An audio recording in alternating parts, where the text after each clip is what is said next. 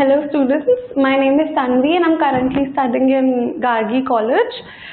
आज मैं आप लोगों को जो चैप्टर पढ़ाने वाली हूँ वो है market as a social institution. इसमें हम मार्केट के बारे में पढ़ेंगे कि वो एज एन इंस्टीट्यूशन मार्केट कैसे काम करता है। तो अब हम इसमें बेसिकली 7 सब टॉपिक्स को कवर करने वाले हैं। वो सब टॉपिक्स शुरू होते हैं यहाँ से। पहला सब टॉपिक है sociological perspectives on markets and economy.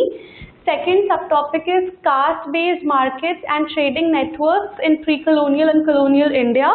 Third is social organisation of markets. Fourth colonialism and emergence of new markets. उसके बाद fifth understanding capitalism as a social system. Sixth globalisation and seventh will be debate on liberalisation market versus state. तो अब हम लोग आज इन 7 chapters को इन 7 topics को cover करेंगे इस चैप्टर में, market as a social institution. अब जो बेसिक पॉइंट आता है वो ये है सबसे पहले कि मार्केट क्या है। हम मार्केट को एज एन इंस्टीट्यूशन पढ़ने वाले हैं, बट हम एज अ मार्केट क्या लेंगे कि मार्केट होता क्या है।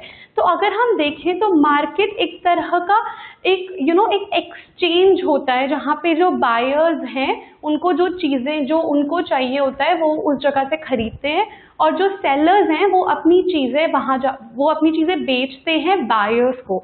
तो ये है हमारा मार्केट कि जहाँ पे एक तरीके से ट्रांजैक्शंस हो रहे हैं, एक्सचेंज हो रहा है, ट्रांजैक्शंस एक्सचेंज हो रहे हैं। एंड हम लोग यही डेफिनेशन देंगे यहाँ पे मार्केट की कि यहाँ पे हम लोग एक्सचेंज कर सकते हैं और यहाँ पे कितना कुछ हो रहा है, क्योंकि अब हम एक मार्केट में आके सिर्फ एक से नहीं काफ़ी लोगों से इंटरैक्ट करते हैं, काफ़ी एक तरह से एक सोशल बीइंग भी बनते हैं, क्योंकि हम लोग इंटरैक्ट हो रहे हैं काफ़ी सारे लोगों से, उधर जो सेल कर रहे हैं उनसे भी इंटरैक्ट कर रहे हैं। तो वो एक मार्केट होता है जहाँ पे बायर्स बेसिकली अपनी मनपसंद की चीज़ें खरीद सके और जो सेलर्स हैं वो अपना जो उनके पास जो प्रोड्यूस है या जो भी उनके गुड्स हैं उसको वो सेल कर सके। ये होता है मार्केट। अब हम यहाँ पे यही पढ़ने वाले हैं कि market as a social institution क्या है। वो हमें एज हम कहते हैं सोशल बीइंग है, तो जहाँ पे सोशल बीइंग होता है जो दूसरे लोगों से इंटरैक्ट कर सके, जो इंटरैक्टिव ह्यूमन बीइंग जिसे बोलते हैं वो सोशल बीइंग होता है। तो अब मार्केट क्या रोल प्ले कर रहा है एज अ सोशल इंस्टीट्यूशन। तो इसमें हम सबसे पहले हमारे फर्स्ट सब टॉपिक में आ जाएंगे जो है sociological perspective on market and economy. यहाँ पे हम एक सोशियोलॉजिस्ट की बात करने वाले हैं, Adam Smith. So Adam Smith, this person, he wrote a book. इन्होंने एक बुक लिखी थी और उस बुक का नाम था द वेल्थ ऑफ नेशंस। तो अब इस बुक में इन्होंने क्या लिखा था, उन्होंने बेसिकली इस बुक में यही लिखा था कि जो एक मार्केट होता है, मार्केट एक एरिया है जहाँ पे जो बायर्स हैं वो अपनी चीज़ें खरीदते हैं, जिन चीज़ों की उनको ज़रूरत होती है वो चीज़ें खरीदते हैं, या जो चीज़ें उनके आसपास नहीं मिलती वो मार्केट जाके खरीदते हैं। एंड सेलर्स आर पीपल जो बेसिकली वो चीज़ें सेल करते हैं जो उनके पास है, एंड उसके थ्रू वो लोग मनी कमाते हैं या फिर पैसे कमाते हैं। तो वेल्थ ऑफ नेशंस में बेसिकली क्या लिखा है कि हर एक ह्यूमन बीइंग, हर एक पर्सन जो मार्केट में होता है वो अपने सेल्फ इंटरेस्ट के अकॉर्डिंगली ही काम करता है। इसका क्या मतलब है कि जो उसका मन है उस वक्त खरीदने का वो वही खरीदेगा, और जो सेलर है उसके पास जो है वो वही बेचेगा। और हर किसी का कोई ना कोई सेल्फ इंटरेस्ट होता है। मतलब अगर हमारे पास कुछ खत्म हो गया है खाने का तो वो हम मार्केट में जाके खरीदते हैं। तो हम बेसिकली प्रोड्यूस खरीदने जा रहे हैं, एग्रीकल्चरल प्रोड्यूस खरीद रहे हैं या फिर वेजिटेबल्स खरीद रहे हैं। तो हम लोग यहाँ पे देखते हैं कि हम लोग अपने एक फायदे के लिए मार्केट जा रहे हैं, एक सेल्फ इंटरेस्ट लेके मार्केट जा रहे हैं। उसी वक्त हम ये भी देखते हैं कि जो एक सेलर है वो अपना प्रोड्यूस हमें बेच रहा है, अपने गुड्स हमें बेच रहा है, ताकि the money he gets from it he can use it for other purposes. वो उस मनी को कहीं और यूज कर सकता है कि जिस चीज़ पे उसको ज़रूरत है। तो यहाँ पे हर कोई पर्सन एक मार्केट में अगर हम देखें तो अपने सेल्फ इंटरेस्ट के लिए ही जाता है और अपना सेल्फ इंटरेस्ट फुलफिल करने के लिए ही मार्केट जाता है। और उसके बाद हम ये देखते हैं कि अगर एक मार्केट में हर किसी का सेल्फ इंटरेस्ट पूरा हो रहा है तो हम ये कह सकते हैं कि एक तरीके से जो सोसाइटी है, सोसाइटी का सेल्फ इंटरेस्ट पूरा हो रहा है। एक जो सोसाइटी है, अगर हम अपने लिए अच्छा करने जा रहे हैं मार्केट में तो हम एक तरीके से सोसाइटी का भी अच्छा कर रहे हैं। इस अनसीन फोर्स को ये एक तरीके से हम कहेंगे एक अनसीन फोर्स है, एक ऐसा फोर्स है जो हम देख नहीं सकते मार्केट में, कि हम जा तो अपने काम के लिए रहे हैं, बट एक तरीके से अपने काम को करते वक्त हम एक तरीके से सोसाइटी का भी एक तरीके से गुड कर रहे हैं, क्योंकि हम एक तरीके से जब हम सेटिस्फाइड है, जब मार्केट में हर एक बंदा जो है वो सेटिस्फाइड है, तो एक तरीके से जो एक सोसाइटी है वो सेटिस्फाइड है। तो यहाँ पे यही बात हो गई कि एक इनविजिबल हैंड मतलब ऐसा हाथ जो दिख नहीं सकता, वो किस चीज को कहा गया है कि एक अनसीन फोर्स होता है मार्केट में जो कन्वर्ट करता है हर एक इंडिविजुअल का जो अच्छा हो रहा है उसको कन्वर्ट कर देगा एक सोसाइटी के लिए। कि अगर एक इंडिविजुअल इस मार्केट में खुश है, अगर हर एक इंडिविजुअल इस मार्केट में खुश है, तो एक तरीके से जो सोसाइटी है वो भी खुश रहेगी। तो हम यही देखते हैं कि जो मार्केट है वहां पे एक इनविजिबल हैंड की हम बात कर रहे हैं, जो which that converts what is good for each individual into what is good for the entire society. तो यही इसी चीज के बारे में एडम स्मिथ अपनी बुक में बात कर रहे हैं, द वेल्थ ऑफ नेशंस है बुक का नाम। उसके बाद हम आगे देखते हैं कि जो स्मिथ है वो फ्री मार्केट के आइडिया को सपोर्ट करते हैं। फ्री मार्केट क्या मतलब है, इस टर्म का क्या मतलब है? फ्री मार्केट बेसिकली मतलब है कि जो हमारी गवर्नमेंट है, अगर वो कोई भी इंटरवेंशन ना करे, कोई भी आउटसाइड फोर्स जो है वो अगर मार्केट में इंटरफेयर ना करे, और सिर्फ एक बायर्स और सेलर्स का जो रिलेशनशिप है प्योरली अगर मार्केट उसी बेसिस पे चल रही है, एक डिमांड और सप्लाई का जो रिलेशनशिप है प्योरली अगर उसी के बेसिस पे चल रही है, तो हम उसे फ्री मार्केट कह रहे हैं, क्योंकि यहाँ पे कोई भी गवर्नमेंट या कोई भी आउटसाइड फोर्स का हम कोई भी इंटरवेंशन नहीं देख रहे। तो स्मिथ इसी तरह की मार्केट को सपोर्ट करता है।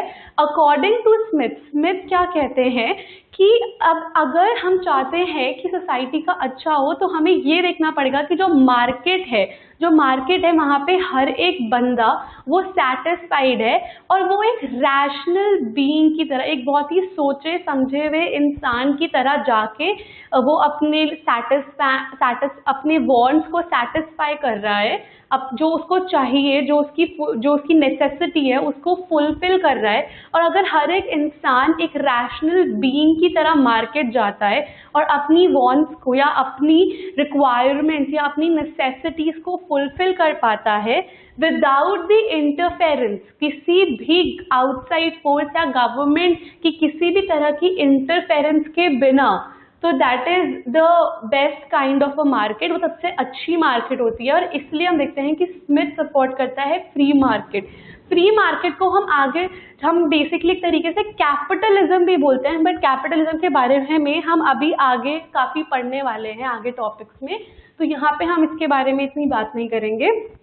तो यही स्मिथ का कहना है कि उसने एक बुक लिखी है वेल्थ ऑफ नेशन, जिसमें उसने यही सब बताया कि एक सोसाइटी का अच्छा होने के लिए हर एक इंडिविजुअल अच्छा अगर अपनी ही सेल्फ इंटरेस्ट को देखेगा और अपने वांट्स फुलफिल करने की सोचेगा और अपने वांट्स या नेसेसिटीज को फुलफिल कर पाएगा, तो ही एक सोसाइटी का भी अच्छा होगा। और इसी चीज को जिसमें हम देखते हैं कि मार्केट जो है वो एक इंडिविजुअल के गुड को सोसाइटी का गुड बना देती है, इस चीज को इनविजिबल हैंड कहते हैं। और हमने यही पढ़ा है कि स्मिथ जो है वो फ्री मार्केट को सपोर्ट करता है, कि जो मार्केट है वो बिना किसी के भी इंटरफेरेंस के बननी चाहिए, और जो बिना किसी आउटसाइड फोर्स या किसी गवर्नमेंट के इंटरफेरेंस के बिना अगर कोई मार्केट होगी, और एक ऐसी मार्केट है जहाँ पे बायर्स और सेलर्स एक रैशनल बीइंग की तरह अपनी नेसेसिटीज और अपनी वांट्स को फुल कर रहे हैं और सेटिस्फाई हो रहे हैं, तो वो फ्री मार्केट कहलाती है। एंड फ्री मार्केट जो होती है वो एक बेस्ट काइंड ऑफ मार्केट बोली गई है।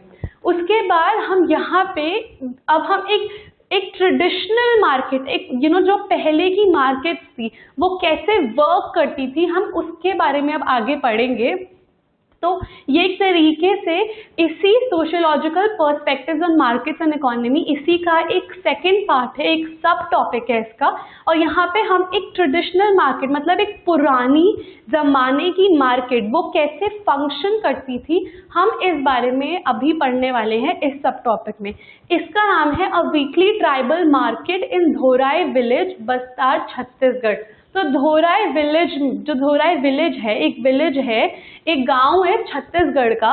वहाँ पे हर वीक ट्राइबल्स अपनी मार्केट लगाते हैं।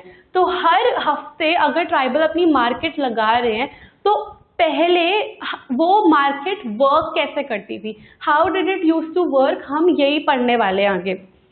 तो इसमें हम देखेंगे कि जो वीकली मार्केट्स होती हैं वो बेसिकली क्या होती है, हर हफ्ते लगती है वीकली मार्केट। और वीकली मार्केट में क्या होता है कि जो लोग जो एग्रीकल्चरल प्रोड्यूसर्स है, जो एग्रीकल्चर प्रोड्यूस उगा रहे हैं, जो फार्मर्स हैं, पेजेंट्स हैं, वो क्या करते हैं, वो आके अपना प्रोड्यूस यहाँ पे सेल करते हैं। अगर वो कोई गेहूं, चावल, दाल कुछ भी उगाते हैं तो हम देखेंगे कि धोराई विलेज की जो वीकली ट्राइबल मार्केट है, वहाँ पे जितने भी ट्राइबल्स हैं जो एग्रीकल्चर में है, जो फार्मिंग में व्यस्त रहते हैं, वो क्या करते हैं कि वीकली मार्केट्स में आके अपना एग्रीकल्चरल प्रोड्यूस सेल करते हैं, वहाँ जाके बेचते हैं और उसके बदले में मैन्युफैक्चर्ड गुड्स लेते हैं। मैन्युफैक्चर्ड गुड्स यहाँ पे क्या हुए, जैसे सॉल्ट हो गया, वो सब मैन्युफैक्चर में आ जाएगा, या फिर जो हमारी बाकी की चीज़ें जैसे बैंगल्स एंड कोई भी एक्सेसरी, तो ये सब चीज़ें जो हैं ये मैन्युफैक्चर्ड गुड्स में आएंगी, जिनको हम बनाते हैं, जिसको हम मैन्युफैक्चर करते हैं। तो हम ये देखेंगे कि जो मार्केट्स में ये जो विलेज ट्राइबल पीपल हैं, ये लोग वीकली मार्केट्स में आके अपना एग्रीकल्चर प्रोड्यूस सेल कर रहे हैं और उसके बदले में जो मैन्युफैक्चर्ड गुड्स हैं वो खरीद रहे हैं।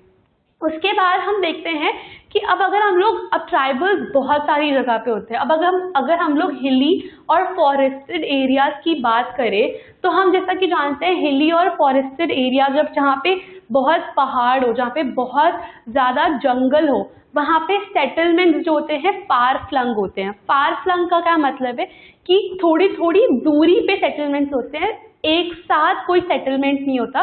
जैसे यहाँ पे अगर 5-6 घर हैं तो कुछ दूर जाके 5-6 घर और मिलेंगे और कुछ दूरी पे जाके 5-6 घर और मिलेंगे। तो ऐसे छोटे छोटे सेटलमेंट्स देखने को मिलते हैं हम लोगों को हिली एंड फॉरेस्टेड एरियाज में। तो अगर सेटलमेंट्स ऐसे फार फ्लंग है कि एक सेटलमेंट है और फिर एकदम घना जंगल है और फिर दूसरा सेटलमेंट है और फिर घना जंगल है, और तो ऐसे में जो है अब वहाँ पे जो कम्युनिकेशन होता है वो भी बहुत ज़्यादा वीक होता है, क्योंकि वहाँ पे कोई भी प्रॉपर टेक्नोलॉजी अब तक आई नहीं होती है। तो अगर हिली एंड फॉरेस्टेड एरियाज में जहाँ पे सेटलमेंट्स जो हैं वो ऐसे फार फ्लंग है, जो कम्युनिकेशन है वो वीक है, रोड्स जो होती है जिन्हें हम कहते हैं कच्ची सड़कें वहाँ पर होती है, रोड्स जो होती हैं वो ठीक से बिल्ड नहीं होती है, तो वहाँ पे जो होता है, जो ये वीकली मार्केट्स होती है, ये एक बहुत ही मेजर इंस्टीट्यूशन होता है for exchange of goods and social intercourse. Exchange of goods and social intercourse, ये दो टर्म्स हम यहाँ पे पढ़ रहे हैं। इसका क्या मतलब है? एक्सचेंज ऑफ गुड्स का मतलब होता है कि वीकली अब जब सेटलमेंट ऐसे फार फ्लंग होंगे तो अगर एक जगह पे कहीं पे मार्केट है, कोई वीकली मार्केट लग रही होती है जब, तो सारे के सारे सेटलमेंट्स के लोग वहाँ आते हैं और वहाँ आके अपना जो उन्हें प्रोड्यूस बेचना है वो बेच सकते हैं और उसके बदले में जो भी उन्हें मैन्युफैक्चर्ड गुड्स या कुछ भी खरीदना है वो सब वो खरीद सकते हैं। तो यहाँ पे एक्सचेंज ऑफ गुड्स जो है वो आ जाता है। और उसके बाद जो दूसरी चीज़ हमने यहाँ पे पढ़ी है सोशल इंटरकोर्स। सोशल इंटरकोर्स का मतलब होता है कि एट टाइम जब हम जो ऐसे सेटलमेंट से दूर दूर होते हैं तो बातचीत जो है वो कम हो जाती है। तो वीकली ट्राइबल मार्केट एक तरीके का एक अपॉर्चुनिटी होती है जहाँ पे एक सेटलमेंट के लोग दूसरे सेटलमेंट के लोग से मिल सकते हैं, बातचीत कर सकते हैं, उनके बारे में जान सकते हैं। And in fact at times marriages जितनी भी शादियाँ होती हैं वो इन्हीं वीकली मार्केट्स में मिलकर ही तय की जाती हैं। सो इट इज़ अ वे, ये एक अपॉर्चुनिटी है उन लोगों को एक दूसरे से मिलवाने के लिए। तो हर हफ्ते अगर एक बार मार्केट लग रही है तो दूर से सेटलमेंट से लोग आते हैं वहाँ पे बातचीत करने के लिए, अपने गुड्स एक्सचेंज करने के लिए, जो उनकी नेसेसिटी है उसको फुलफिल करने के लिए, उसके लिए एक्सचेंज ऑफ गुड्स के लिए लोग आते हैं। और दूसरी चीज़ वो जो करते हैं मार्केट में, वो करते हैं सोशल इंटरकोर्स, जो जिसे हम कहते हैं बातचीत करना। और जो बच्चे हैं वो फ्रेंड्स बनाएंगे, और जो लेडीज़ हैं वो मैरिजेस के बारे में बात करती है। तो जैसे सोशल इंटरकोर्स होता है। उसके बाद अगर हम थर्ड पॉइंट पे आए तो हम थर्ड पॉइंट में ये डिस्कस करेंगे कि जो कॉलोनियल रूल है उसका क्या इम्पैक्ट हुआ। जब ब्रिटिशर्स आए इंडिया में तो उन लोगों का क्या इम्पैक्ट था जो वीकली ट्राइबल मार्केट्स लग रही थी। अब हमारी कंट्री एक स्पेसिफिक वे, एक तरीके से चल रही है। एक वीकली मार्केट हर महीने लग रही है जहाँ पे आसपास के लोग जो है आके बातचीत कर रहे हैं, गुड्स एक्सचेंज कर रहे हैं, सोशल इंटरकोर्स कर रहे हैं। पर अब जब ब्रिटिशर्स इंडिया में आ गए थे, उसका उन लोगों के आने का क्या असर पड़ा इस वीकली ट्राइबल मार्केट पे। जब ब्रिटिशर्स आए तो उन्होंने क्या करा, अब जैसा कि हम जानते हैं जो ट्राइबल लोग होते हैं वो एक बहुत ही, हम कह सकते हैं, अपने आप में रहना प्रेफर करते हैं, अपने आप में रहना चाहते हैं। और वो बाहर की दुनिया, यानी कि जो सिटीज जिसे हम कहते हैं या टाउन्स कहते हैं उस वक्त, तो उन लोगों से ज़्यादा बातचीत नहीं रखते। और वो बेसिकली ट्राइबल लोगों की एक अपनी इकोनॉमी होती थी, एक अपना वे ऑफ लिविंग होता था, और वो नहीं चाहते थे बाहर किसी भी लोगों से डिस्टर्बेंस आना उनकी इकोनॉमी में। तो जब ब्रिटिशर्स आए और उन्होंने ऐसी ट्राइबल मार्केट्स के बारे में उन्हें पता लगा, और ऐसे पता लगा कि आसपास की सेटलमेंट्स वहाँ आती हैं एक्सचेंज ऑफ गुड्स करने के लिए, तो उन्होंने क्या किया, उन्होंने इस मार्केट को सोचा कि जो बाहर की मार्केट्स हैं उससे इनकॉर्पोरेट करने का। इसका क्या मतलब है कि उन्होंने सोचा कि अब हम क्या करेंगे कि जो ट्राइबल मार्केट्स है, छोटी छोटी मार्केट्स लगती हैं हर जगह पे, और जहाँ पे आसपास के लोग आते हैं, उसको हम छोटी मार्केट ना रख के एक बड़ी मार्केट बना देंगे, उसको बाहर की दुनिया से जोड़ देंगे, ताकि उससे क्या हो कि जितने भी बाहर के लोग हैं वो भी उन ट्राइबल मार्केट्स का एक तरीके से यूज कर पाएं। तो ये एक बहुत ही, एक तरीके से हम कह सकते हैं, डिसीजन सही नहीं था, क्योंकि उससे क्या हुआ कि जो ट्राइबल इकोनॉमी थी वो एक तरीके से खुल गई। ब्रिटिशर्स ने रोड्स बनाने शुरू किए, ब्रिजेस बनाने शुरू करे, ताकि जो ट्राइबल मार्केट्स हैं वो बाहर की दुनिया, जो टाउन्स हैं, जो बाहर के लोग हैं, सिटीज़ के लोग हैं, वो लोग उन रोड्स में जाके आ सके और मार्केट्स में आके पार्टिसिपेट कर सके। और उसके बाद हम क्या देखते हैं कि ये जो मार्केट्स होती हैं इनमें हम देखते हैं मनी लेंडर्स आ जाते हैं, ट्रेडर्स आ जाते हैं। अब जैसा कि हम जानते हैं कि पहले के टाइम में क्या था कि जो मनी सिस्टम था कि हम लोग पैसे देके कुछ चीज़ खरीदेंगे, ये हर जगह पे मौजूद नहीं था। पहले के टाइम पे क्या था, हम कह सकते हैं जैसे बार्टर सिस्टम था। बार्टर सिस्टम क्या होता है कि जहाँ पे हम एक चीज़ के बदले मनी नहीं देते, एक चीज़ के बदले दूसरी चीज़ एक्सचेंज करते हैं। ठीक है, दूसरी चीज़ का एक जो हमें चीज़ चाहिए, अगर वो चीज़ किसी और के पास है और उसको कोई चीज़ चाहिए और वो हमारे पास है, तो हम वो चीज़ें एक्सचेंज करके एक दूसरे की वांट्स फुलफिल या नेसेसिटीज फुलफिल कर सकते हैं। तो पहले के टाइम पे बार्टर सिस्टम एंड ऑल जैसी चीज़ें चलती थी।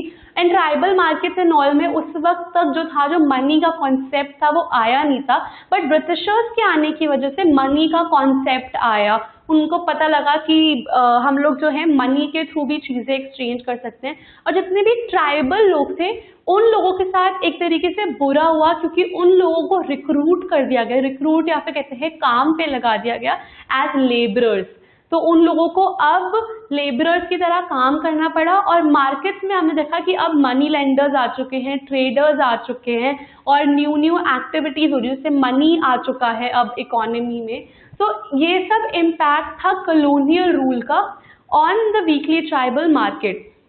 उसके बाद अगर हम फोर्थ और लास्ट पॉइंट पे आए तो हम यहाँ पे देखते हैं कि जो मार्केट का जिस तरीके से वो मार्केट सेट होती थी ट्राइबल, अब जब कॉलोनियल रूल आ गए थे तो इसके बाद जिस तरीके से मार्केट का सेटअप था, जिस तरीके से मार्केट लगाई गई थी, हम देखते हैं कि वो क्या सिंबलाइज करता है, hierarchical inter group social relations in the region. वहाँ के क्या hierarchical inter group social relations, this is a very big word. इसका क्या मतलब है hierarchical inter group social relations?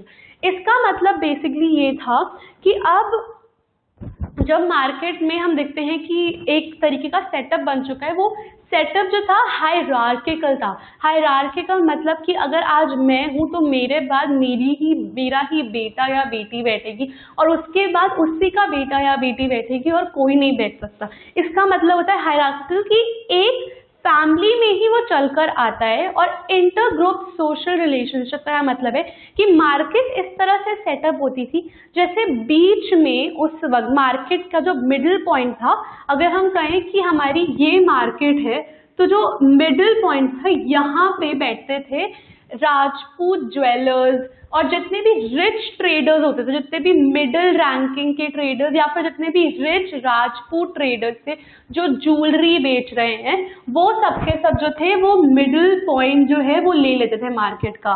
तो मार्केट का जो मिडिल पॉइंट था, जो बीच का पार्ट था, उस वहाँ पे तो राजपूत ज्वेलर्स या फिर मिडिल रैंकिंग के जो ट्रेडर्स हैं वो बैठते थे। पर उसके बाद जो बाहर का जो एरिया था, जो ये वाला एरिया हमने देखा है अभी अभी, ये वाले एरिया पे, इस एरिया में जो बैठते थे वो थे ट्राइबल लोग। जो ट्राइबल लोगों का जो प्रोड्यूस था वो बेसिकली उनकी मार्केट से उन्हीं को बाहर की तरफ शिफ्ट कर दिया गया था। और जो ट्राइबल लोग थे वो आउटर एरियाज में बैठते थे मार्केट के, वो वहाँ पे वेजिटेबल्स बेचते थे या कोई और प्रोड्यूस जो एग्रीकल्चर के थ्रू वो उगा रहे हैं, तो वो जो था वो यहाँ पे आउटर सर्कल में जो था वो ट्राइबल के लोग बैठते थे। और जो मिडल था वहाँ पे राजपूत ज्वेलर, जो रिच ट्रेडर्स हैं, जो मिडिल क्लास ट्रेडर्स हैं, वो सब जो थे वो बीच में बैठते थे। और ये था इंटर ग्रुप सोशल रिलेशन, ऐसा ही कुछ रिलेशन उस वक्त था। और उस वक्त के टाइम पे जो ये चीज़ थी कि किसका किससे कितना रिलेशनशिप है या किसी का स्टेटस सिंबल क्या है, कि वो स्टेटस में कितना ऊपर है कितना नीचे है, वो भी हम ट्राइबल मार्केट, ये जो मार्केट हुई थी कॉलोनियल रूल के बाद जो ट्राइबल मार्केट थी उसके थ्रू पता लगा सकते थे। क्योंकि अगर कोई बायर, अगर कोई खरीदने वाला बीच में जा रहा है मार्केट में, मतलब वो ज्वेलरी खरीदने जाएगा या कुछ ट्रेडिंग का सामान खरीदने जाएगा जो थोड़ा एक्सपेंसिव है, तो उसका स्टेटस ऊपर मान लिया जाता था। और जो बाहर की जो सिर्फ अपनी नेसेसिटीज फुलफिल करने आया है, जैसे वेजिटेबल्स या ऐसा कुछ खरीदने आया है, वो जो था वो बाहर की साइड पे ही अपनी वेजिटेबल्स या कुछ और प्रोड्यूस खरीद के चले जाता था। तो एक कस्टमर का भी उस वक्त काइंड ऑफ एक रिलेशनशिप होता था वहाँ पे उस वक्त के सेलर के साथ। तो अब उस वक्त जो कस्टमर जिस सेलर के पास जा रहा है, जिस सेलर के पास से चीज़ें खरीद रहा है, वो उसका सोशल रिलेशन भी डिफाइन कर रहा है उसके साथ और एक तरीके से उसका स्टेटस भी बता रहा है। तो हमने यहाँ पे देखा कि कैसे एक जो वीकली ट्राइबल मार्केट है वो कैसे कन्वर्ट हो गई, जहाँ पे पहले सिर्फ ट्राइबल्स अपना एग्रीकल्चरल प्रोड्यूस लाके बेचते थे और जो उनके जगह पे जो भी मैन्युफैक्चर्ड चीज़ें नहीं मिल रही वो खरीदते थे। कॉलोनियल रूल के आने के बाद, ब्रिटिशर्स के आने के बाद हमने यही देखा कि कैसे वहाँ पे बहुत सारे मनी लेंडर्स और ट्रेडर्स ये सब आ गए, क्योंकि कॉलोनियल रूल ने सड़कें बनवा दी, तो इसकी वजह से बहुत सारे लोग आ गए। और उसके बाद उन्होंने देखा कैसे जो ट्राइबल्स हैं उन्हीं को उनकी मार्केट से बाहर निकाल दिया गया और जो मार्केट का जो आउटर एरिया था वहाँ पे ट्राइबल्स बैठते थे और जो मिडिल एरिया था वहाँ पे राजपूत पीपल जो ज्वेलरी बेच रहे हैं या कोई ट्रेडिंग का सामान बेच रहे हैं, वो जो थे वो मिडिल में बैठते थे और मार्केट के थ्रू ही हम लोगों का सोशल रिलेशन भी बता देते थे। तो ये हमने इस पूरे टॉपिक में पढ़ा है। हमने इस पूरे टॉपिक में एडम स्मिथ की बुक के बारे में पढ़ा है, इनविजिबल हैंड के बारे में पढ़ा है कि कैसे एक इंडिविजुअल का गुड जो है वो सोसाइटी का गुड बन जाता है। उसके बाद हमने फ्री मार्केट के बारे में पढ़ा कि जो स्मिथ है वो जिस फिलॉसफी को बिलीव करता था वो था फ्री मार्केट फिलॉसफी को। और इसमें हमने यही पढ़ा कि फ्री मार्केट के बारे में हमने थोड़ा सा इंट्रोडक्शन पढ़ा है कि फ्री मार्केट कैसे चलती थी, वहाँ पे किसी भी आउटसाइड फोर्स का जो है वो इंटरफेरेंस नहीं होता था, और वो जो है एक तरीके से एक कस्टमर और एक सेलर के रिलेशनशिप के थ्रू ही चल रही है, और कोई भी आउटसाइड फोर्स वहाँ पे नहीं आ रहा है और कोई भी गवर्नमेंट इंटरवेंशन नहीं है, इसलिए उसे फ्री मार्केट बोला जाता है। और स्मिथ के अकॉर्डिंगली ये बेस्ट टाइप ऑफ मार्केट होती है जिससे एक तरीके से हम कह सकते हैं ग्रोथ हो सके। उसके बाद हमने वीकली ट्राइबल मार्केट पढ़ा कि जो ट्राइबल मार्केट थी वो कैसे फंक्शन करती थी पहले के टाइम पे, और ब्रिटिशर्स के आने के बाद ट्राइबल मार्केट में क्या क्या चेंजेस आए, ये सब हमने अभी इस टॉपिक में पढ़ा। और उसके बाद ये सब हमने पढ़ा और हमने फिर राजपूत ज्वेलर्स के बारे में पढ़ा कि कैसे उन लोगों ने एक मिडिल एरिया ले लिया और जो बाहर का एरिया था वो ट्राइबल्स ने ले लिया, एक तरीके से उनको उन्हीं की मार्केट से बाहर निकाल दिया गया। ये हमारा एक तरीके की फर्स्ट टॉपिक की समरी थी छोटी सी।